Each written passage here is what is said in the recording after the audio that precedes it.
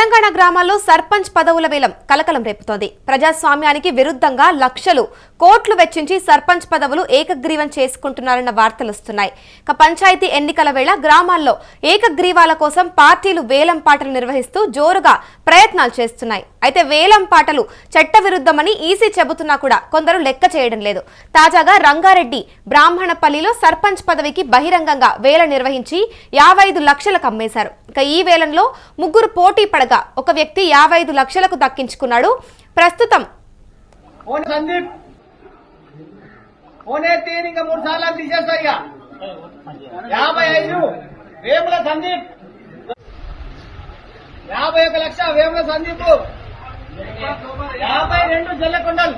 ఇక ఉమ్మడి మహబూబ్ నగర్ జిల్లాలోని పలు గ్రామాల్లో సర్పంచ్ పదవులను వేలం వేసి ఏకగ్రీవం చేస్తున్నట్లు వార్తలు వెలుగులోకి వచ్చాయి.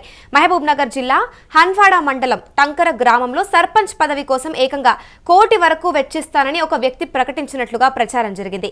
అలాగే నవాబ్పేట మండలం దొడ్డిపల్లిలో సర్పంచి ఉప సర్పంచి పదవులను కూడా వేలం ద్వారా ఏకగ్రీవం చేశారు. ఇక జోగులాంబ గద్వాల జిల్లాలో ఈ వేలం పర్వం మరింత ఎక్కువగా జరిగింది. ఇటు గట్టు మండలం మిట్టదొడ్డి సర్పంచి పదవిని కూడా ఒక సీడ్ ఆర్గనైజర్ 90 లక్షలకు, అదే మండలంలో గోర్లాఖాన్ దొడ్డిలో 57 లక్షలకు, లింగాపురంలో 34 లక్షలకు వేలంలో ఏకగ్రీవం చేసుకున్నారు. ఇటు గద్వాల మండలం కొండపల్లిలో కూడా వచ్చేసి 60 లక్షలకు ఒక సీడ్ ఆర్గనైజర్ పదవిని దక్కించుకున్నట్లు సమాచారం. ఇక నల్లదేవునిపల్లిలో 45 లక్షలకు పదవిని కైవసం చేసుకోగా ఇటు 15 లక్షలు అడ్వాన్స్ ఇచ్చినట్లు తెలిసింది. ఇక వీరాపురంలో 50 లక్షలకు, మల్దకల్లో సద్దపల్లిలోని సర్పంచ్ పదవిని వచ్చేసి 42 లక్షలకు ఏకగ్రీవం చేసుకున్నట్లు తెలుస్తోంది.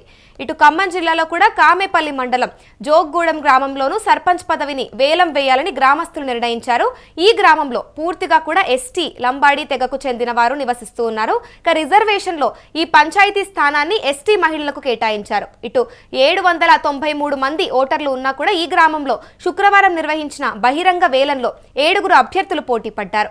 5,16,000 నుంచి వేలం అయితే ప్రారంభమైంది.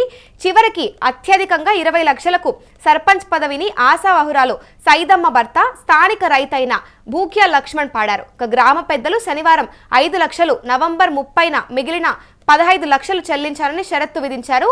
పూర్తి సొమ్ము చెల్లించలేని పక్షంలో రెండో వేలందారుడికైతే అవకాశం ఇస్తామని ఒప్పందం పత్రం అయితే రాసుకున్నారు. ఇక ఈ వేలంలో వచ్చిన మొత్తాన్ని కూడా గ్రామంలో నిర్మించుకున్న అభయాంజనేయ స్వామి ఆలయానికి వెచ్చించాలని నిర్ణయం తీసుకున్నారు.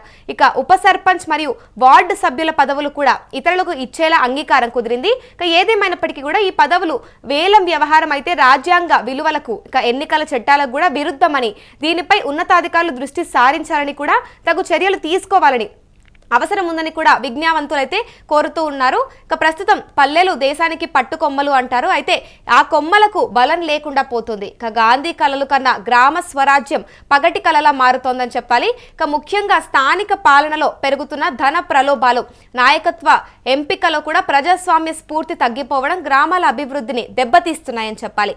గాంధీ ఊహించిన గ్రామ స్వయం పాలన, పౌరుల భాగస్వామ్యం, ఇటు నైతిక నాయకత్వం అన్న భావనలు కూడా ప్రస్తుతం చాలా ప్రాంతాల్లో కేవలం పుస్తకాలకే పరిమితం అవుతున్నాయి. సరిగ్గా ఉంటే కేవలం 5 ఏళ్లలోపు అభివృద్ధి చెందే అవకాశాలు కూడా కనిపిస్తున్నాయి. ప్రభుత్వ నిధులతో పాటు ప్రజల పాలనలో కూడా చురుగ్గా పాల్గొనగలిగితే గనక ఒక గ్రామ అభివృద్ధి వేగవంతం అవుతుందని చెప్పాలి. కానీ వాస్తవ పరిస్థితి అయితే దీనికి విరుద్ధంగా ఉంది. కొంతమంది యువత మరియు గ్రామ పెద్దలు తక్షణ ప్రయోజనాలకు లొంగి నిర్ణయాలు తీసుకోవడం అయితే దీర్ఘకాలిక అభివృద్ధిని అడ్డుకుంటుందని చెప్పాలి. గ్రామ రాజకీయాలను ధనం ఆధారంగా చూడటం వల్ల దేశం మొత్తం కూడా పురోగతిలో వెనకబడే ప్రమాదం ఉందని నిపుణులు అయితే హెచ్చరిస్తున్నారు.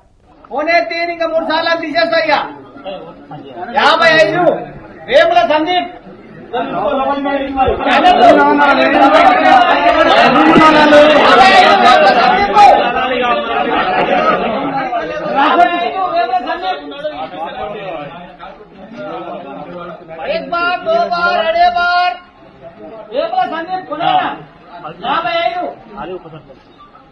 55 లక్షలు వేమ సందీప్. 1 బార్, 2 బార్, అడే బార్, ఇంకొకసారి తీసేస్తాం. 55 లక్షలు 1 బార్, 2 బార్, అడే బార్, పోనే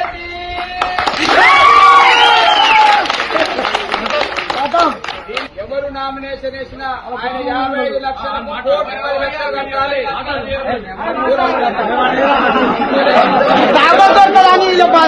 ఆయన ఎవరు నామినేషన్ చేసినా కోటి 10 లక్షలు కట్టాలి.